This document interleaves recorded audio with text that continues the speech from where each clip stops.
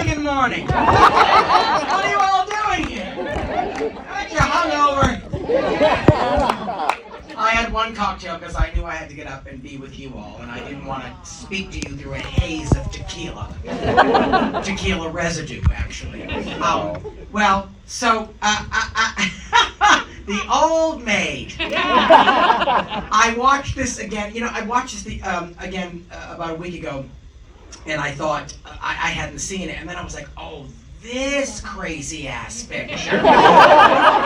That's right. I remember this. It came out in 1939, which Betty Davis had 4 movies that came out that year: Juarez and The Private Lives of Elizabeth and Essex and a few others. Dark Victory. Dark Victory. And come quickly. They want to operate on my head. Look at the crowd's coming.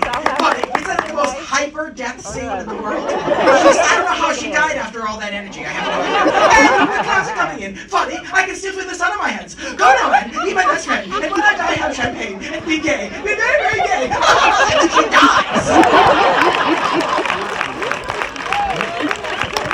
How? That's why I love that movie, but it never moved me. I'm like, she can't die. No one dies that way. She throws the dog down the steps. She had enough energy to throw the dog down the steps. Let me die alone. Go now. But this movie is so friggin' nuts because I'll tell you what it is.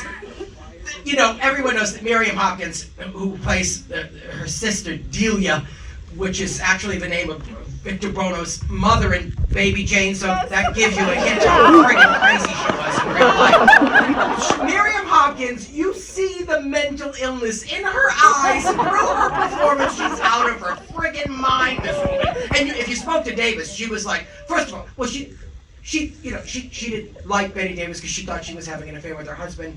What was his name? Anton Ludwig or something like that. Yeah, that's who it was, right?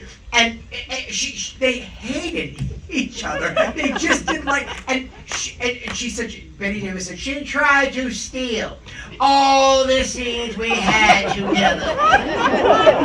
She really did, and I would not allow it. And if you also look, Betty Davis ages in this movie. Miriam Hopkins would not friggin' age! She wouldn't age! I mean, Betty Davis looks like the ghost of Christmas future at the end, and Miriam Hopkins looks like, a Barbie doll. It is very weird. And you just see that crazy fire in Miriam Hopkins' eyes. It's this, needy, crazy, I think that was her way of trying to steal every scene. And if only, Betty Davis talked about a lot of people that she disliked. She pulled no punch. She did not like Faye Dunaway. She was like, Faye Dunaway was totally and utterly impossible. Yes, she was. What movie did they do together? Amy Semple McPherson, where I played her mother. She played Amy Semple McPherson. And there we were in a hot church one day, thousands of extras sitting there with their boxed lunches, waiting for Miss Dunaway. 1 hour, 2 hours, 3 goddamn hours.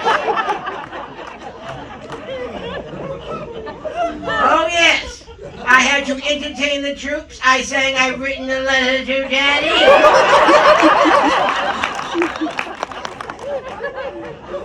Finally, Miss Dunaway shows up after 3.5 hours. And I said, did you get your eyeliner on correctly at this point, Miss Dunaway?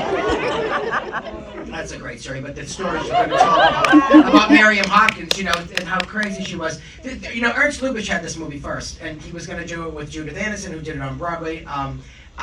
It was a Pulitzer Prize-winning play. And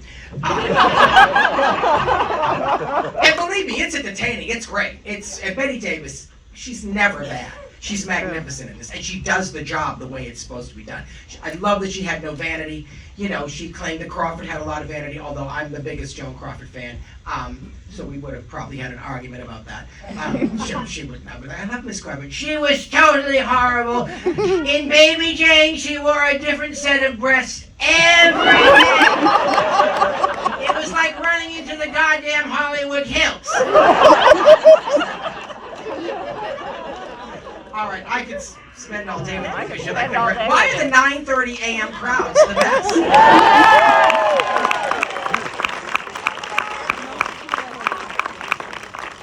Well, I don't want to go, but I have to. So, because they have other movies they have to show on the screen later. I could go on singing. I could.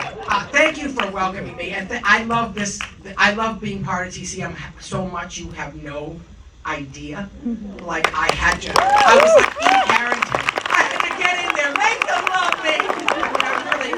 It was my, I always said if I, handled my career the way I handled becoming part of TCM, I would be a superstar. But instead, I chose this because this is so important to me.